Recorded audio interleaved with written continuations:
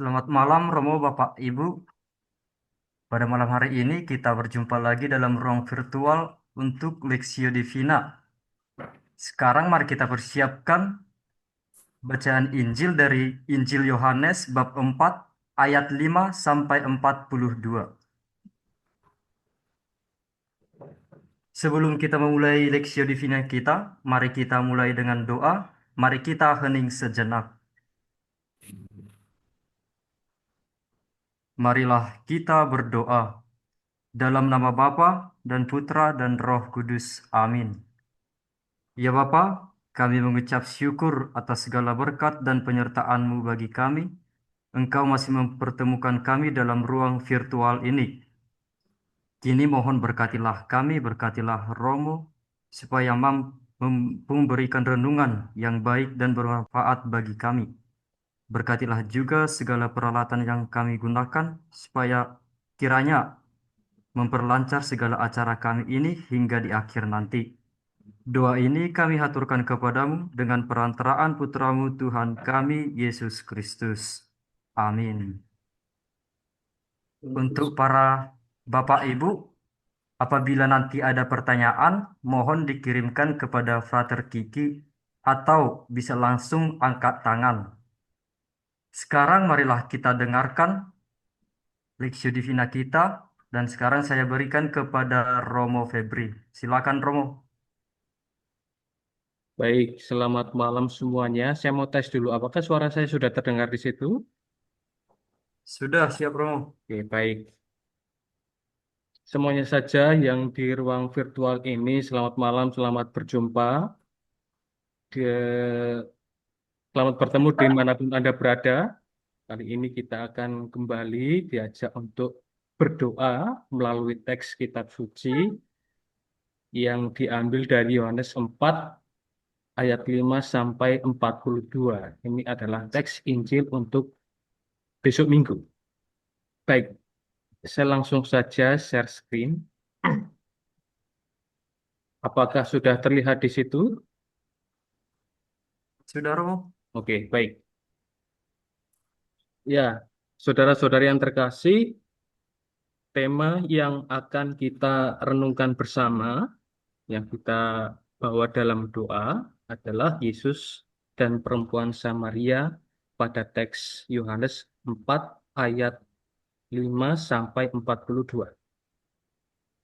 Leksio kita hari ini saya ambil dari versi yang pendek dengan maksud supaya kemudian bukan karena mau cari entengnya, tapi saya mengajak Anda semua untuk lebih berfokus pada adegan di mana Yesus bertemu dengan perempuan Samaria.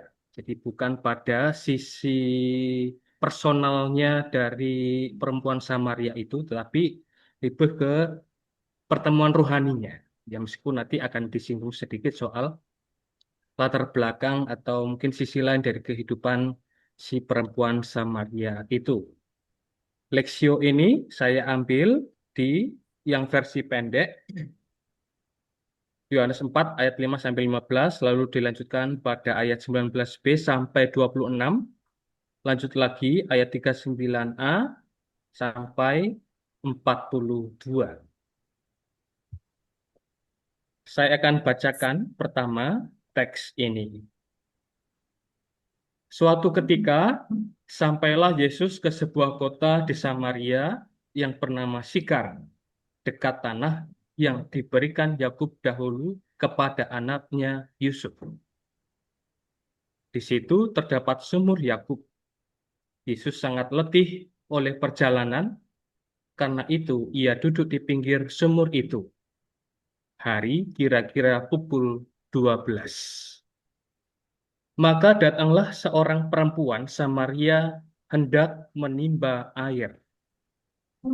Kata Yesus kepadanya, "Berilah aku minum," sebab murid-muridnya telah pergi ke kota membeli makanan.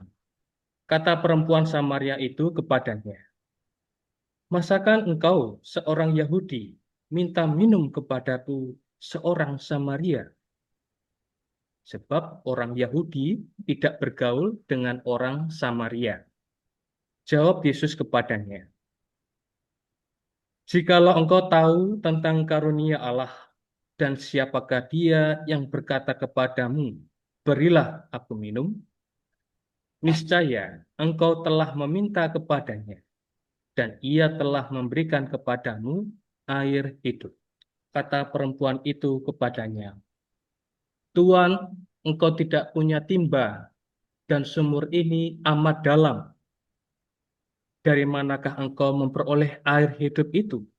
Apakah engkau lebih besar daripada bapa kami Yakub, yang memberikan sumur ini kepada kami, dan yang telah minum sendiri dari dalamnya, ia serta anak-anaknya dan ternaknya? Jawab Yesus kepadanya, barang siapa minum air ini, ia akan haus lagi. Tetapi barang siapa minum air yang akan kuberikan kepadanya, ia tidak akan haus untuk selama-lamanya.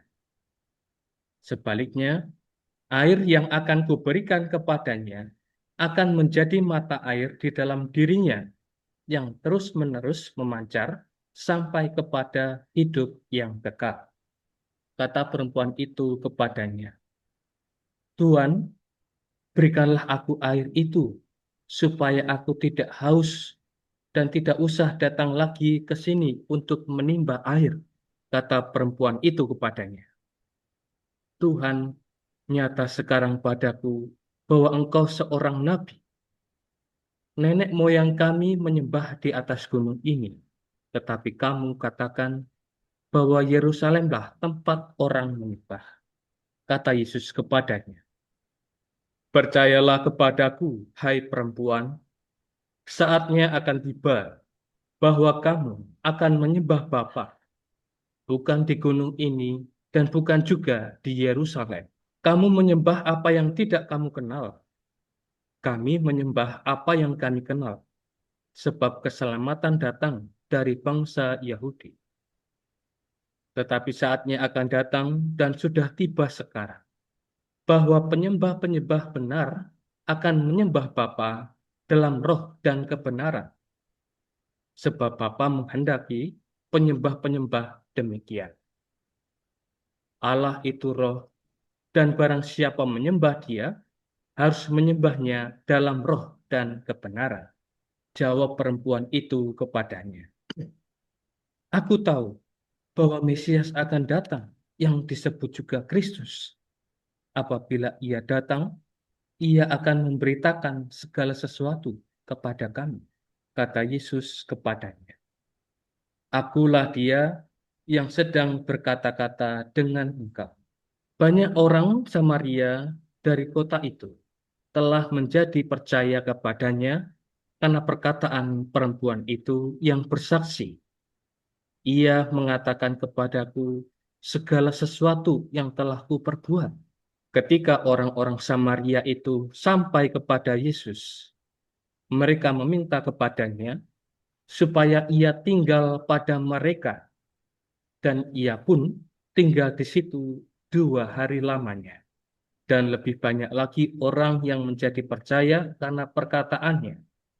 Dan mereka berkata kepada perempuan itu, kami percaya, tetapi bukan lagi karena apa yang kau katakan, sebab kami sendiri telah mendengar dia, dan kami tahu bahwa dialah benar-benar juru selamat dunia.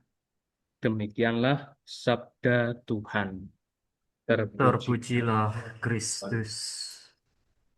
Baik, sampai di sini suara saya apakah masih terdengar di situ? Siap, masih terdengar roh. Baik, rupanya meskipun saya sudah mengambil teks yang versi pendek, rupanya juga masih relatif panjang ya. Tapi kalau kita benar-benar mau menikmati dan menyelami suasana di situ, sepertinya cukup menarik. Ya. Baik, selanjutnya saya hendak memberikan beberapa catatan seputar teks ini. Secara garis besar, catatan yang akan saya sampaikan adalah pertama, hubungan antara Yahudi dan non-Yahudi yang rupanya seperti tadi sempat disinggung, itu mereka sebenarnya tidak saling berkontak. Itu juga karena ada beberapa hal yang mungkin mendasarinya yang nanti akan saya sampaikan. Salah satunya adalah perbedaan paham tentang tempat ibadah mereka. Lalu hal lain yang nanti akan jadi catatan adalah perbedaan gender antara laki-laki dan perempuan pada waktu itu. Kita mau sejenak melihat akar persoalan di antara Yahudi dan Samaria. Kali ini saya tidak akan membahas persoalan ini secara lebih karena ini memang bukan kuliah. Ini kita hanya mau dibantu untuk bisa mengerti, memahami teks ini. Kalau mau kemudian mendalami lebih lanjut, barangkali kita perlu kuliah di kesempatan lain, gitu ya, supaya kita tidak terlalu fokus pada persoalannya, tapi fokus pada pesan Injilnya saja. Baik, rupanya ada ras campuran atau najis ya. Orang Yahudi, terutama setelah pembuangan Babel, itu menekankan kemurnian darah. Jadi mereka itu benar-benar, ya dalam tanda kutip ya, sungguh menjaga dirinya, kesuciannya. Mereka menganggap orang Samaria sebagai keturunan blasteran. Jadi orang Yahudi ini lebih cenderung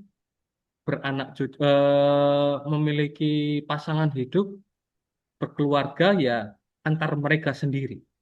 Nah, beda dengan orang Samaria yang lebih terbuka, blasteran, maka kemudian ya terbuka kemungkinan mereka akan bertemu dengan mungkin pasangan atau mungkin rekan atau siapapun itu yang di luar bangsa Yahudi.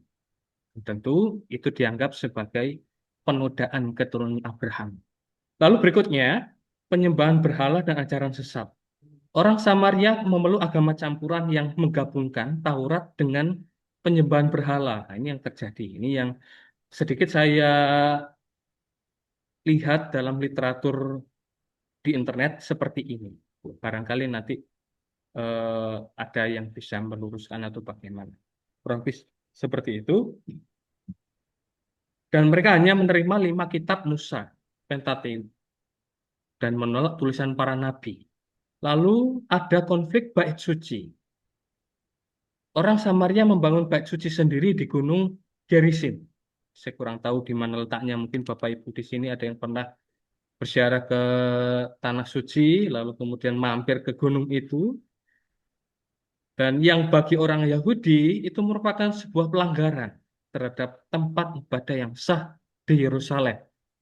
Semacam kayak ada tandingan di rumah ibadah. Nah, itu yang terjadi di antara mereka. Sampai kemudian timbul persoalan sehingga membuat mereka tidak lagi bersatu. Nah, ini kira-kira gambaran rumah ibadah mereka. Kayaknya mas puing-puingnya lah ya. Yang sisi kanan dari hadapan Anda itu Bait Allah di Yerusalem. Kurang lebih seperti itu. Itu pusat ibadah utama bangsa Israel yang sungguh sangat dibangga-banggakan. Karena memang kalau dilihat dari ilustrasi pembangunannya sungguh luar biasa megah. Dan pembangunannya itu bertahun-tahun mungkin ya. Nggak cukup 5-10 tahun, mungkin lebih dari itu. Lalu dibangun pertama oleh Salomo dan dihancurkan Babel pada tahun 586 sebelum Masehi. Lalu ada dibangun kembali oleh penerusnya, lalu diperluas oleh penerusnya lagi, sampai kemudian oleh penjajahan Romawi itu diratakan. Dan rupanya meskipun sekarang barangkali sudah tidak seutuh dahulu bangunannya, tetap itu menjadi situs suci bagi umat Yahudi. Itu mungkin Bapak Ibu juga pernah ke situ juga mampir, saya kurang tahu. Itu bait suci Yerusalem. Sedangkan yang sisi kiri itu tempat ibadah mereka yang adalah orang Samaria di Gunung Gerizim. Mereka mendirikan bait Allah dan melakukan ziarah serta persembahan kurban. Rupanya juga tetap melakukan persembahan kurban meskipun di tempat yang berbeda. Yang mereka yakini tempat itu sebagai tempat suci pilihan Allah. Nah, ini sungguh apa ya, bertentangan sekali ya antara dua mereka ini. Lanjut. Nah, selanjutnya akar persoalannya adalah soal politik historis. bahwa rupanya orang Samaria pernah menentang pembangunan kembali tembok Yerusalem oleh Nehemia. Jadi ada pertentangan di situ ya. Jadi konflik mereka belum selesai. Lalu perseteruan pasca pembangunan. Nah, ini lanjut lagi setelah direnovasi, ya katakanlah seperti itu. Rupanya ketegangan tidak mereda tapi justru meningkat. Apalagi kemudian ketika ada pergantian pemimpin bangsa Yahudi yang rupanya menghancurkan Bait Suci Samaria pada tahun 128. Ini perang Pak, ini ya, perselisihan Pak. Rupanya ya ini yang menjadi ya amarah bagi mereka sampai kemudian mungkin sampai sekarang juga tidak pernah bersatu. Mungkin seperti itu. Nah, itu beberapa catatan yang terkait seputar teks. Selebihnya, selanjutnya kita akan lebih masuk kepada catatan refleksi yang bisa kita renungkan bersama pada kesempatan doa Lexio Divina kali ini.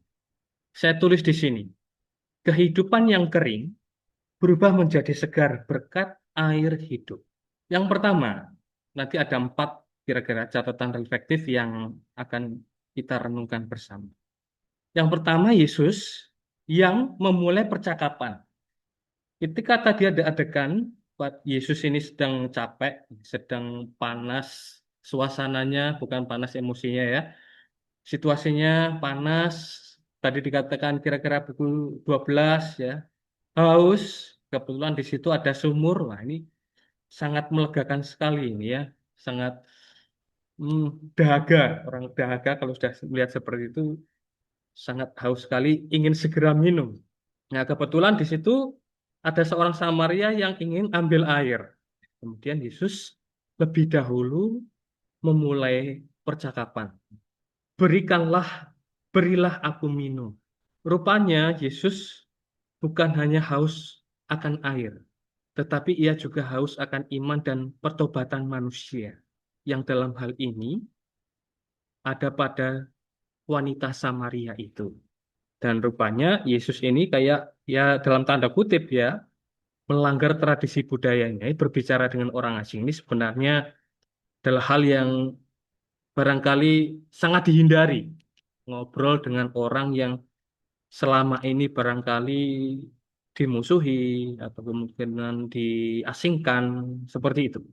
Tapi Yesus karena ada misi, dia tetap mau berkontak dengan perempuan itu. Dengan status Samaria saja, dengan status laki-laki dan perempuan saja barangkali agak bagaimana begitu ya kalau lihat dari masyarakat sekarang ya. Apalagi ditambah dengan status dari perempuan itu yang adalah orang asing. Nah, ini benar-benar double ini kayaknya kompleksnya gitu. Nah, Yesus itu seperti atau berkenan menyelami sisi kehidupan yang kelam dari perempuan itu. Nah, kalau di teks yang panjang, ada beberapa hal yang mungkin eh, ini usaha Yesus untuk coba melihat atau menyelami kehidupan dari perempuan itu. Di ayat 16, tapi kita tidak mendengarkannya dalam teks ini tadi. Yesus itu mulai menyelidiki. Pergilah, panggillah suamimu dan datang ke sini. Maka kemudian kata perempuan itu, aku tidak mempunyai suami. Kata Yesus kepadanya, tepat katamu bahwa engkau tidak mempunyai suami. Sebab engkau sudah mempunyai 5 suami. Waduh, 5 suami. Luar biasa sekali ya. Yang ada sekarang padamu bukanlah suamimu. Waduh, sudah punya 5, tapi dia rupanya tinggal dengan orang yang bukan suami sahnya. Ini benar-benar kompleks sekali kehidupan dari perempuan itu ya. Sudah perempuan yang biasanya dipandang sebelah mata, orang asing lagi Samaria, tambah lagi dia punya sisi kelam hidupnya ya. Ibarat orang sekarang itu wah ini pasti akan dirujak nih orang ini ya. Akan menjadi buah bibir di kolom komentar netizen ya, di kolom-kolom medsos gitu ya. Itu pasti akan terjadi seperti itu. Tapi ya sayangnya pada waktu itu tidak ada medsos gitu ya. Dan Yesus rupanya melihat sisi kebenaran dalam diri seseorang yang berada dalam kedosaannya. Jadi rupanya ketika kemudian si wanita ini yang menyampaikan apa yang sebenarnya ada pada dirinya, statusnya dengan orang-orang yang ada bersamanya itu, ya, rupanya Yesus dalam tanda kutip seperti melihat sisi kebenaran dan ia ingin menyelamatkan perempuan itu. Nah, refleksi kecilnya, ya barangkali seringkali manusia merasa tidak pantas datang kepada Tuhan karena dosa atau masa lalunya, ya. Itu semacam ketika orang itu kartunya sudah kebuka, rahasia-rahasia keluarganya, masa lalunya, mungkin kasus-kasusnya, itu kemudian tidak semua orang bisa akhirnya mau terbuka kepada Tuhan, apalagi kepada sesama. Tapi kemudian dari teks ini, itu seperti sedang memengarahkan para pembacanya bahwa Tuhanlah yang lebih dahulu mencari kita manusia. Tidak peduli apapun latar belakang. Kita lanjut dulu. Yesus berkata, barang siapa minum air yang akan kuberikan kepadanya, ia tidak akan haus untuk selamanya. Kehidupan dari perempuan itu yang rasanya kering, ya, itu kemudian berubah menjadi segar berkat air hidup. Yang pertama-tama, bukan karena air secara jasmani ya, air yang cair itu, tapi rupanya pertemuan dengan rahmat kasih Allah, Roh Kudus yang menghidupkan, yang kemudian membuat si perempuan itu yang barangkali datang ambil air itu dengan keadaan yang mungkin tidak happy, mungkin beban berat, tapi kemudian ketika ketemu Yesus, dia itu menjadi segar kembali. Air biasa yang mungkin ditimba oleh perempuan itu mungkin hanya menghilangkan haus sebentar, tetapi kasih Tuhan menguatkan hati manusia selamanya. Ini tentang air hidup, poin kedua.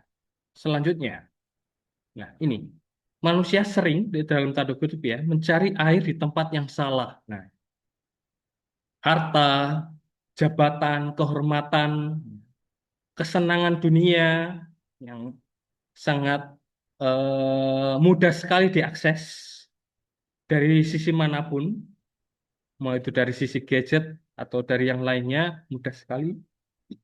Dan barangkali juga yang mungkin eh, apa ya, relate dengan kehidupan anak-anak muda ya, atau mungkin juga orang-orang yang sering tampil ya, itu haus validasi, pengakuan, validasi haus apa ya, oh saya mau dipandang sebagai orang yang seperti ini, seperti itu, yang wah begitu ya. Itu air yang barangkali semu, yang tidak membawa kesegaran yang awet, di harta, jabatan, kehormatan, ya.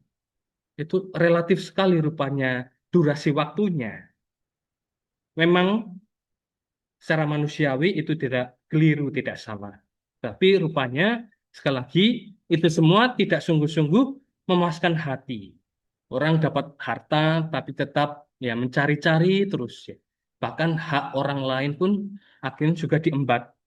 Jabatan ya ketika sudah memperoleh eh, jabatan tertentu, kadang-kadang juga masih belum puas, ya. Atau bahkan sampai kemudian senggol kanan, senggol kiri supaya mereka ya tidak lagi menjadi saingan, seperti itu bisa terjadi. Lalu haus kehormatan, ya.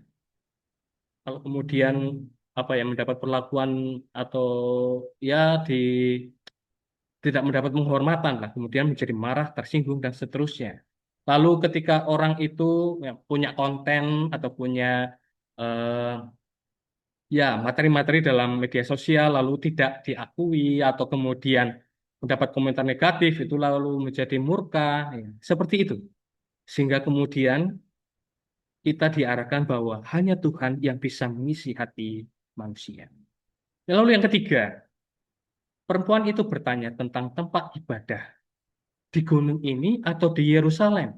Ini tentang sikap iman akan Tuhan, menyembah dalam roh dan kebenaran. Yesus tidak kemudian mau apa ya, terpaku pada pertanyaan itu.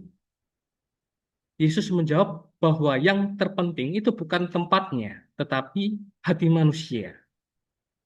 Ya memang sempat Yesus tadi katakan, kamu menyembah yang tidak kamu kenal, tetapi kami menyembah yang kami kenal. Dan keselamatan itu datang dari bangsa Israel, gitu ya, Yahudi, bangsa Yahudi. Tapi kemudian Yesus tidak kemudian bermaksud untuk menyombongkan diri, tapi selanjutnya Yesus katakan, ya, ada saatnya di mana kamu akan menyembah dalam roh dan kebenaran. Jadi tidak terpaku pada tempatnya, tetapi pada sikap iman, pada hati manusia sendiri. Jadi Allah mencari penyembah yang menyembah dalam roh dan kebenaran. Ini berarti barangkali juga kalau mau kita refleksikan itu menjadi counter terhadap yang sekedar lahiriah saja. Barangkali kalau kita masuk gereja atau apa ya, kita melihat atau merasakan atau mendengarkan nyanyian yang menyejukkan hati, lalu alat musik yang canggih barangkali ya, lalu tampilan yang memukau, wah kurnya pakai seragam ini dan itu ya, sampai ke salon juga barangkali ya ibu-ibunya gitu. Tetapi tersimpan kemarahan, di dalamnya ada kemunafikan, lalu ada iri dengki ya, aduh itu kenapa ya? Dia bisa main seperti itu, saya nggak bisa. Dia punya suara seperti itu, tapi saya nggak bisa. Lalu kemudian juga ada fitnah dan yang lainnya. Ini sungguh memprihatinkan kalau yang terjadi semacam itu. Ya, maka memang segala hal yang tidak yang dilakukan tidak sungguh-sungguh lahir dari hati yang percaya, hati yang tulus ikhlas, hati yang rindu akan Tuhan, ya barangkali itu akan menjadi memprihatinkan. Jadi itu semua ya, kalau hanya terpaku pada nyanyian, alat musik, gedung gereja yang wah memukau ya, sampai kemudian eh, laman Instagram itu penuh dengan foto-foto gitu ya. Lalu kemudian ya Gua Maria gini ini itu. Tapi kemudian kalau tidak disertai dengan refleksi, ada perubahan batin ya, rasanya itu sayang sekali. Percuma begitu saja. Nah, yang keempat, dari orang berdosa menjadi pewarta. Perempuan itu sebenarnya punya latar belakang kehidupan yang abu-abu. Saya tidak mau mengatakan yang kelam atau bagaimana ya, abu-abu saja ya. Dia barangkali sebagai orang yang mungkin kartunya sudah dibuka oleh. Tidak ada suara, Romo. Mohon Baik, maaf Ibu, mungkin ada halangan jaringan. Kita tunggu sebentar aja ya Ibu, Bapak. Mohon kesabarannya. Oke, saya lanjutkan kurang sedikit lagi. Bentar, saya sekalian lagi. Mohon maaf, saya terpental ini. Banyak internet di sini tidak stabil. Baik, apakah sudah terlihat kembali? Sudah Romo? Sudah, Romo. Oke, baik. Tinggal sedikit sebenarnya. Ya, yang terakhir sekali lagi, kita tahu perempuan itu tadi punya masa lalu, punya latar belakang yang ya tidak bisa dibanggakan ya. Mungkin kalau bisa hanya dia sendiri yang tahu. Jadi ada malu, ada perasaan pesimis, tapi dia tidak mau berhenti pada persoalan hidupnya. Dia telah menemukan Yesus yang adalah air yang lebih segar daripada air yang mau dia timba dari sumur itu, tapi lebih dari itu menyegarkan jasmani dan rohani. Dan berkat yang ia miliki tidak berhenti pada dirinya sendiri, tidak dia nikmati sendiri. Dia kembali ke kampungnya dan bersaksi tentang Yesus. Sampai-sampai banyak orang yang mendengar kesaksiannya itu datang dan percaya kepada Yesus. Ini barangkali kalau kita mau merefleksikan itu adalah buah pertemuan dengan Tuhan sendiri ya. Jadi hidup manusia itu ada perubahan ya, dari yang awalnya kering ya menjadi segar. Lalu kemudian buah dari pertemuan dengan Tuhan itu akhirnya membuat seseorang itu punya kerinduan untuk bertemu dengan Tuhan. Yang barangkali kalau sarana-sarana yang kita miliki adalah ya dengan mungkin berdoa pribadi, devosi, ekaristi, mungkin dalam pertemuan-pertemuan lingkungan, ya, dalam Anda kemudian bertemu dengan orang-orang yang di luar dari iman kita, barangkali yang beragama lain maksudnya, seperti itu, ya. Dan kita pun akhirnya juga dipanggil menjadi saksi pembawa kesegaran di keluarga kita, di tempat kerja kita, dan dimanapun lingkungan kita berada. Melalui kesaksian hidup yang pertama-tama, ya. Hidup diisi dengan rasa syukur, ketulusan, ikhlas, ya, jujur, lalu sabar, bijaksana, punya vibes positif. Ini yang punya vibe positif ini mengingatkan saya pada kesan dari teman saya ketika berkenalan dengan rekannya yang baru. Ya, ini punya apa namanya teman kerja yang dia rasa vibes-nya itu positif sekali. Padahal di lingkungan kerjanya itu ya bisa dikata ada potensi yang toksik, tidak membuat orang itu menjadi sehat dalam bekerja. Tapi ketika ada hadir orang itu, ya mungkin dengan candaannya, dengan obrolannya, lalu kemudian dengan dia tidak ikut-ikutan apa ya dalam gosip, dalam menyebar eh, berita-berita yang tidak perlu ya. Dia ini justru membawa vibes yang positif. Itu saya ingat betul orangnya. Dan yang paling penting adalah bahwa semua orang itu memiliki kesempatan untuk menjadi pewarta. Itu mau mengatakan bahwa berkat yang kita miliki barangkali ketika kita sudah bertemu secara rohani dengan Tuhan, hidup kita disegarkan, kita diajak untuk berbagi. Apapun masa lalu, apapun persoalan yang dimiliki, ya itu tidak akan pernah menghalangi Tuhan untuk mengajak kita menjadi pewarta. Sekali lagi dengan kesaksian hidup. Dia yang paling apa namanya ya, yang paling kentara, yang paling kuat, yang mungkin kalau orang itu mau promosi itu barangkali lebih kena di situ ya melalui kesaksian hidup ya mungkin dari promosi panggilan yang biasanya ini ya terjadi ini para frater juga kadang-kadang juga lakukan ini ya promosi panggilan bahwa ya kami juga para romo semuanya saja yang berjubah juga ya, bahwa promosi panggilan yang sejati itu rupanya juga melalui kesaksian hidup. Hidup yang diisi dengan rasa syukur, ketulusan, kesabaran, bijaksana, dan punya vibes yang positif. Itu pasti akan membuat orang itu gak perlu lagi mendengarkan banyak kata, tetapi lihat cara hidupnya saya sudah tergerak hati. Jadi segar lagi. Mungkin yang sebelumnya ketemu orang yang toksik sekali, lalu berubah ketika ketemu orang yang ini orangnya nih kok anu ya apa namanya segar sekali ceria ya meskipun dia masih ada beban berat tetapi masih mau menyapa orang lain masih mau ya care peduli gitu aja. Nah seperti itu ya baik itu yang bisa saya sampaikan sebagai catatan dalam leksio pada tahap leksio di kesempatan kali ini. Selanjutnya saya kembalikan ke Frater, barangkali dari para pemirsa ada pertanyaan, saya persilakan. Pertanyaan, tanggapan, semuanya saja, silakan. Baik Romo, terima kasih atas pemaparan atau penjelasan dari Injil Yohanes 24 ayat 5 sampai 42 ini. Setidaknya kami banyak mendapat insight baru, soalnya Romo menjelaskan dengan sangat baik, sangat teliti juga.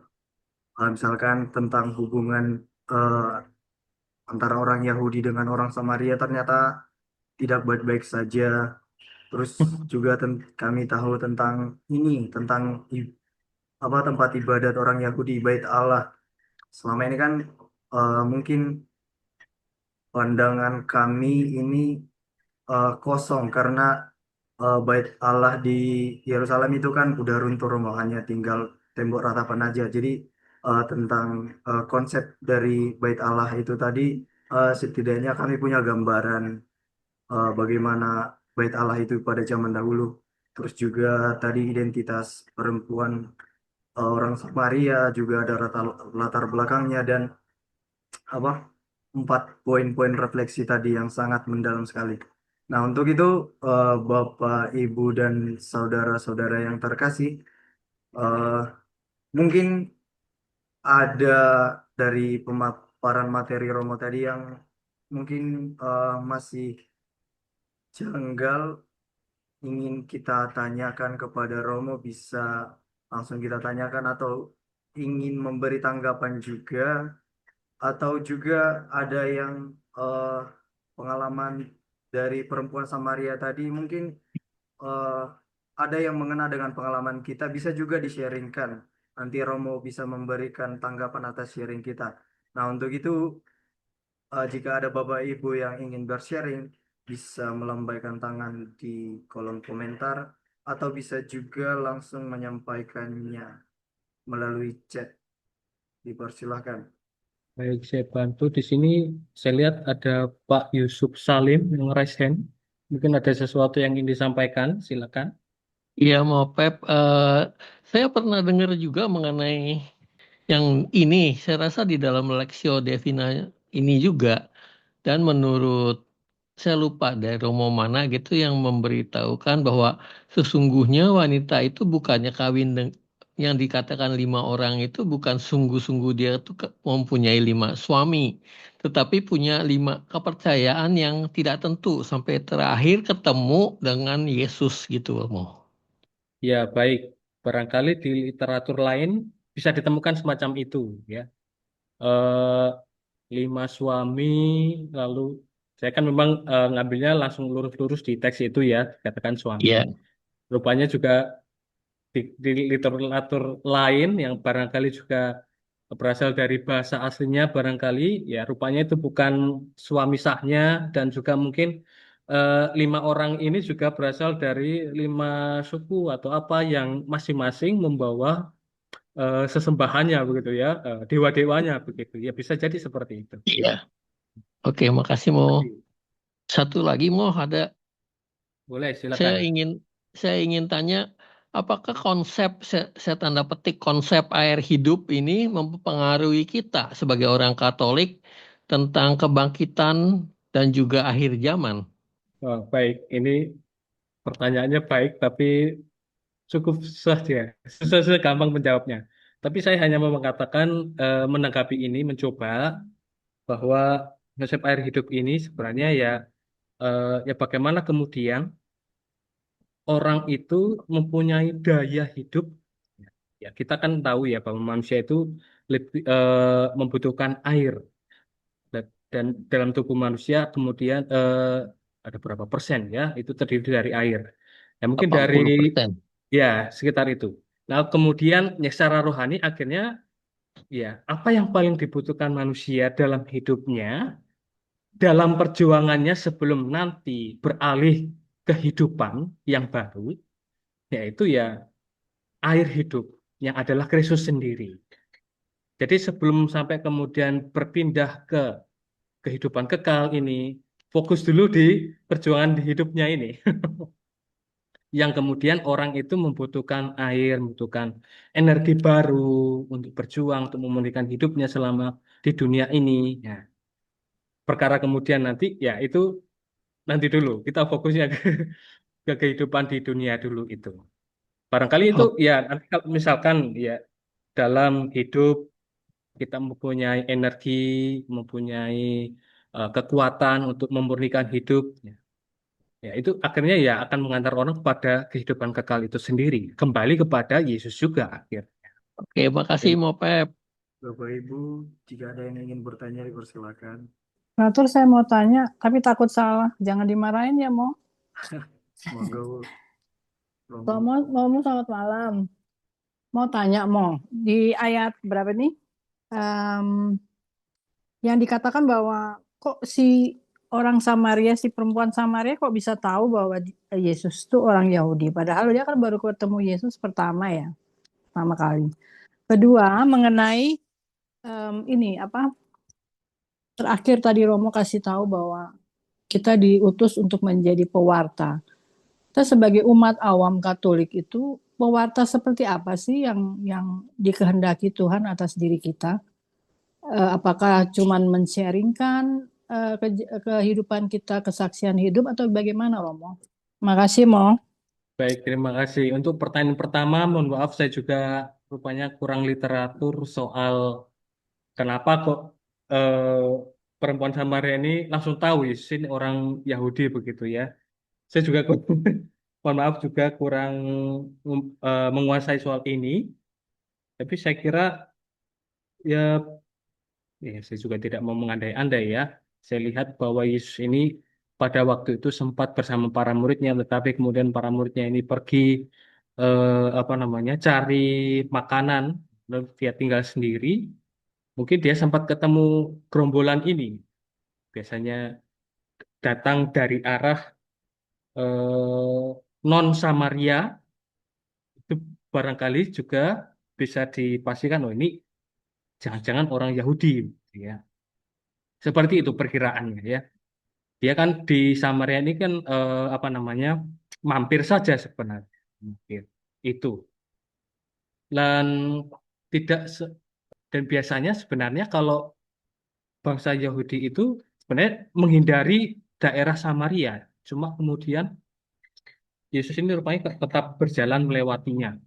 Itu yang pertama. Jadi kira-kira seperti itu. Lalu yang kedua, bagaimana soal kesaksian sebagai awam atau orang Kristiani lah pada umumnya. Baik, ada banyak cara kemudian kita menjadi pewarta ya. Mungkin secara konvensional yang biasa ya, tadi sudah sempat Ibu sampaikan yang mengenai cara hidup ya. Bagaimana kemudian kita hidup secara otentik apa adanya tanpa drama-drama, mungkin ya bahasa ini ya anak-anak sekarang ya.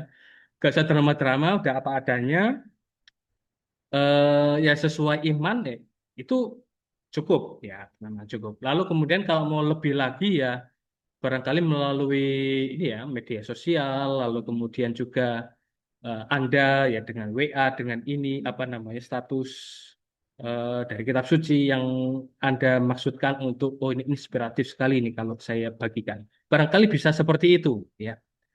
Eh, dan banyak hal lainnya yang mungkin bisa dilakukan untuk kemudian kita itu bisa menjadi pewarta begitu ya. Bahkan kehadiran Anda sekalipun, Anda datang ke gereja, Anda datang ke lingkungan, Anda datang ke apa namanya ya, ke tempat-tempat di mana Anda diundang ya, meskipun Anda itu barangkali punya kesibukan, tapi Anda merelakan waktu Anda untuk bersekutu bersama ini, saya kira itu juga merupakan salah satu bentuk kesaksian.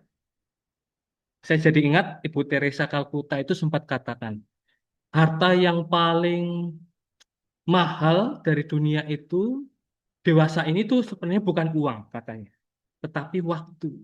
Jadi orang itu rupanya membagi waktunya itu tidak gampang. Kalau uang itu relatif gampang ya, kita tinggal scan kris, lalu kemudian transfer atau apa, mudah sekali sekarang ya. Tapi waktu itu, wah, itu susah sekali ya. Jadi barangkali dengan Anda datang hadir, mengorbankan sedikit waktu Anda sejenak untuk Anda mungkin latihan kur bersama, ya. Anda ikut kegiatan sosial bersama warga lingkungan Anda yang meskipun mungkin merasa diri suaranya nggak bagus, lalu kemudian ikut kur sama, itu kesaksian, kesaksian banget. Dan itu secara pribadi bagi saya itu mengena sekali ya, membuat panggilan saya sebagai seorang imam itu kalau melihat seperti itu tuh juga makin lama makin tambah segar. Terima kasih. Baik, terima kasih, Romo. Ada satu lagi saya tadi ke loncat. Itu si perempuan Samaria ini luar biasa sekali ya, Mo. Hitungannya tuh setengah hari dia metanoia, mengadakan beberapa berubahnya langsung drastis gitu. Padahal untuk mencapai situ kita sebagai umat Katolik kan tidak mudah, Romo. Ya, ya memang sih barangkali tiap orang itu mungkin beda-beda caranya ya. Ya, kita mungkin kalau lihat teksnya ini kelihatannya seharian ya. Lalu kemudian berubah. Iya. Saya kurang tahu bahwa barangkali di situ juga ada pergolatan, lalu kemudian mungkin juga ada saat heningnya juga ya. Udah panas-panas, haus ya. Bayangkan seperti itu ya. jam Hmm. 12 tadi katakan ya. Iya. Mungkin kalau Anda di Jakarta atau di tempat-tempat lain kayak Kalimantan ini juga panas tuh kerasa banget ya. Ya itu Hmm. barangkali ya saya kira Tuhan punya berbagai caranya yang mana tiap-tiap orang itu mungkin beda-beda. Untuk kasus orang Samaria ini mungkin spesial gitu. Mungkin dari pengalaman ibu mungkin lain, lalu pengalaman saya juga lain, pengalaman frater juga lain. Ya. Itu ya tergantung Tuhan sendiri bagaimana kemudian dia dengan kuasanya tetap mau menyelami kehidupan manusia. Mau secara Hmm. instan, secara lama juga waktunya, ya itu Tuhan sendiri yang berkuasa begitu. Iya. Jadi artinya kalau saya bisa bilang Tuhan tuh punya hak prerogatif ya, Mo. Kuasa sepenuhnya untuk bisa merubah seseorang ya, Mo ya. Luar Ya biasa. meskipun tetap ada unsur ini tanggapan kehendak bebas manusia ya. Sebenarnya si wanita Samaria itu juga punya pilihan bebas. Dia bisa Mhm. saja kabur ya. Mhm. Apa namanya? Ya bosan juga barangkali diajak ngobrol tapi kemudian bisa jadi ya. Atau Mhm. kemudian ketika kartunya dibuka oleh Yesus ya bahwa dia punya Mhm. pasangan yang ternyata Mhm. tidak sah, barangkali dia bisa lari, bisa udahlah ngapain sih Betul. ketemu orang ini gitu ya. Iya. Tapi dia memilih untuk tetap mendengarkan. Nah, seperti itu. Jadi tetap kalaupun Allah punya hak prerogatif, ya punya kuasa juga, dia rupanya tetap membutuhkan pilihan kehendak bebas manusia. Iya. Gitu sih. Iya. Makasih banyak ya Romo. Jadi saya Sama-sama. nggak salah ya bertanya ya, Mo. Baik Bapak Ibu, apakah masih ada yang Oh, ingin saya mau bertanya? Ah, tambahin yang tadi pertanyaan dari Ibu tadi mengenai mengapa wanita itu tahu bahwa Kristus adalah orang Yahudi. Saya pernah dapat itu dari kalau nggak salah bacaan di Santo Thomas Aquinas yang bilang karena Tuhan itu memerintahkan orang Yahudi memakai namanya tassels pada sudut-sudut di jubah mereka. Di situ ditaruh tali ungu gitu. Itu ada di Bilangan 15 ayat 37. Jadi segera orang tahu bahwa itu adalah orang Yahudi. Ya baik, terima kasih tambahan wawasannya. Makasih Pak Yusuf peneguhannya. Terima kasih. Kembali kasih.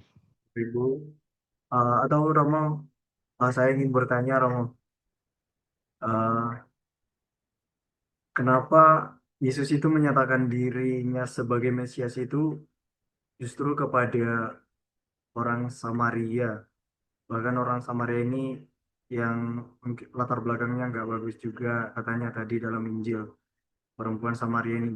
Kenapa bukan kepada pemimpin-pemimpin agama orang Yahudi? Kalau diberitakan ke situ kan mungkin eh, akan lebih mudah juga Romo untuk memberitakan eh, Yesus sebagai Mesias itu kepada orang lain. Begitu Romo. Ya, baik. Baik. Saya akan mencoba menjawab melalui pengamatan yang saya ambil selama ini ya ketika memperhatikan bagaimana Yesus itu berinteraksi dengan banyak orang ya soal identitasnya yang adalah Mesias.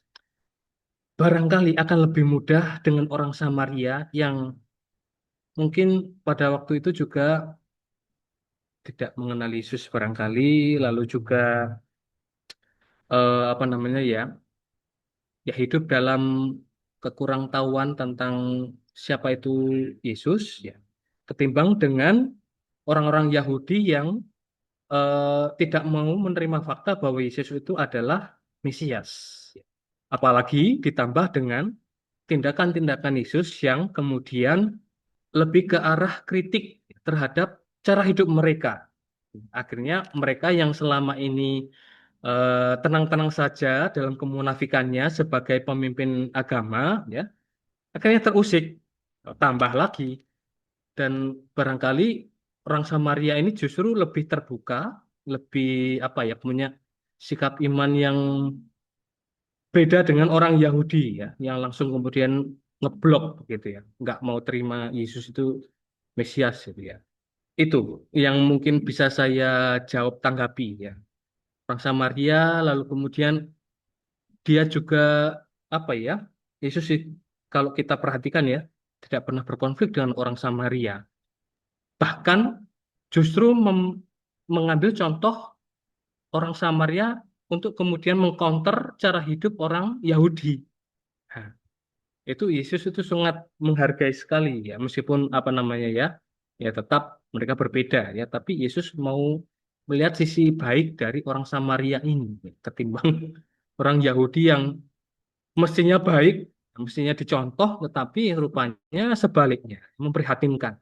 Itu yang bisa saya sampaikan ya. Jadi ada banyak sekali tabrakan-tabrakan kepentingan atau kemudian kritik-kritik itu yang membuat akhirnya Yesus itu justru lebih anu ke Samaria ketimbang ke pemuka agama Yahudi. Baik Romo, terima kasih Romo. Bapak Ibu dan para saudara-saudari yang terkasih, saya kira kita cukupkan untuk tahap diskusi, tahap pertanyaan ini. Eh, Sekarang saya kembalikan kepada moderator, kepada Frater Jeki.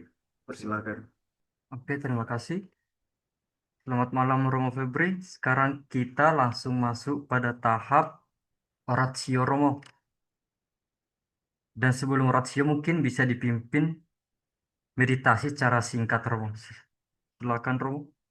Ya, baik saudara-saudara yang terkasih dalam Kristus, kita tadi sudah berada dalam tahap leksio, kita mencoba menyelami teks yang sudah ada, lalu kita menginjak ke tahap berikutnya, di tahap meditatio. Barangkali di kesempatan ini Anda memiliki kebebasan untuk barangkali dalam meditasi Anda memeditasikan teks atau mungkin penggalan atau mungkin frase yang sungguh menyentuh dalam hidup Anda yang kemudian Anda bawa dalam meditasi dan kemudian akhirnya nanti menjadi bahan doa juga. Anda bebas mengambil teks yang Anda meditasikan. Barangkali Anda juga bisa memposisikan diri Anda sebagai perempuan itu, Anda bisa membayangkan dalam meditasi Anda, sampai itu sungguh membantu, dipersilakan. Anda berbincang rohani dengan Kristus sendiri, Anda bawa dalam meditasi di kesempatan kali ini. Baik, setelah kita sejenak memeditasikan teks yang baru saja kita renungkan bersama, sekarang mari kita bawa permenungan kita dalam doa. Dipersilakan nanti bagi Bapak Ibu yang ingin menyampaikan doa. Allah Bapa di surga, kami bersyukur atas kesempatan permenungan yang Kau berikan kepada kami. Bersyukur bahwasannya Engkau juga menunjukkan air hidup Yesus Kristus Putramu kepada kami, bukan hanya kepada perempuan Samaria itu. Semoga pengalaman ini juga menjadi pengalaman yang menyegarkan bagi kami dalam hidup beriman kami, dalam keluarga kami, dalam tugas kami, dalam perutusan kami. Semoga kesegaran ini membawa kami untuk terus bersemangat dalam menjalankan dan melanjutkan perjuangan hidup kami. Marilah kita mohon, kabulkanlah Kabulkanlah doa kami, ya Tuhan. Bapa yang baik, terima kasih Tuhan untuk pengajaran-Mu pada malam hari ini, yang sungguh memberikan kekuatan kepada kami, di mana air hidup yang boleh kami nikmati dari hari ke hari dalam kehidupan kami, dalam hidup keluarga, masyarakat, orang-orang sekitar, juga di dalam gereja kami. Sekiranya Tuhan, melalui air hidup yang kami nikmati setiap hari, baik melalui devosi, dalam hubungan intim kami secara pribadi, berhubungan relasi denganmu setiap hari, khususnya di dalam ekaristi setiap hari, semakin memampukan kami, menguatkan kami dalam menjalani kehidupan sehari-hari kami. Kami mohon Kabulkanlah doa kami ya Tuhan.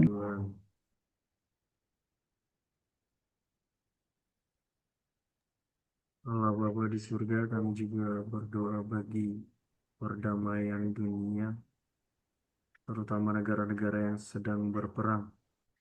Kiranya melalui rahmat-Mu, kiranya melalui Engkau sebagai Mesias, sebagai Tuhan, kami manusia tidak mengandalkan diri kami, tidak mengandalkan kekuatan kami untuk menyerang orang lain, tapi kami mengutamakan kerendahan hati, terutama untuk memuji Engkau dan melayani sesama kami. Untuk itu marilah kita mohon, kabulkanlah doa Kabulkanlah doa kami kami ya ya Tuhan. Tuhan. Tuhan, kami juga mengingat mereka-mereka yang mungkin pada saat ini berbeban berat karena masalah hidupnya.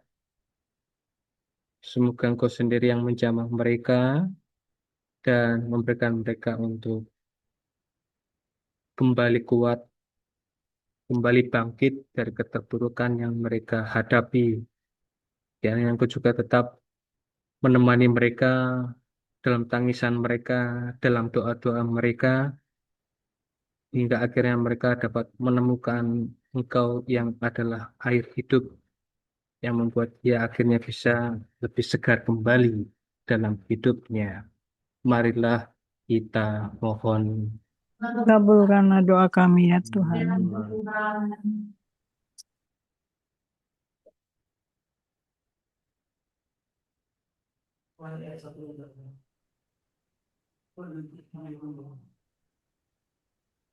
Demikianlah ya Bapak, kiranya segala permenungan dan doa-doa yang boleh kami sampaikan kepadamu. Kami yakin Engkau sendiri mengerti dan menyelami lubuk hati kami yang barangkali doa-doa kami belum sempat kami sampaikan kepadamu pada kesempatan ini.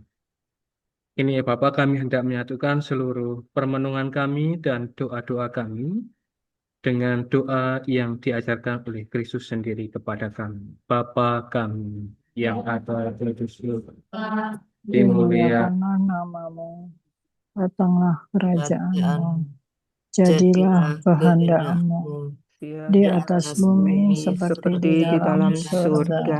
Berilah Berilah kami kami rezeki rezeki pada pada hari hari ini, ini, dan dan ampunilah ampunilah kesalahan kesalahan kami, kami, seperti seperti kami kami pun pun mengampuni mengampuni yang yang bersalah bersalah kepada kepada kami. kami. Dan Dan jangan jangan masukkan masukkan kami kami ke ke dalam dalam pencobaan, pencobaan, tetapi tetapi bebaskanlah bebaskanlah kami kami dari dari yang yang jahat. jahat.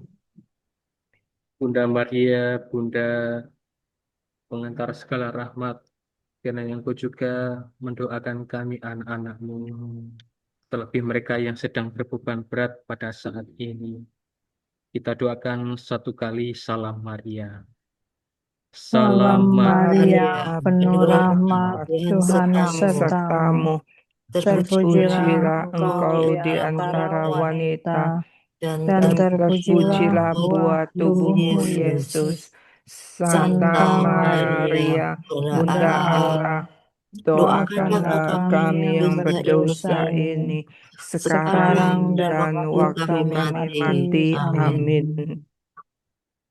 Sekarang mari kita menyiapkan diri, kita mohon berkat Tuhan. Ada pengumuman sebentar.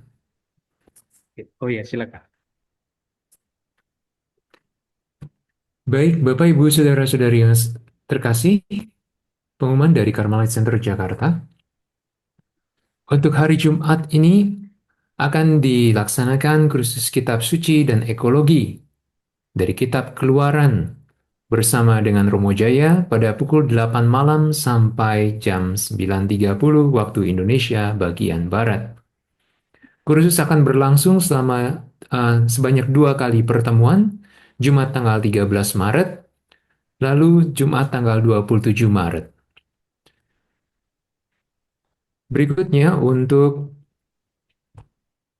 Lexio Divina minggu depan, akan dilaksanakan tanggal 11 Maret, hari Rabu seperti biasa, pukul 19.45 sampai selesai. Lexio Divina akan dibawakan oleh Romo Carolus Sola Okarem. Demikian pengumuman dari Carmelite Center Jakarta. Terima kasih.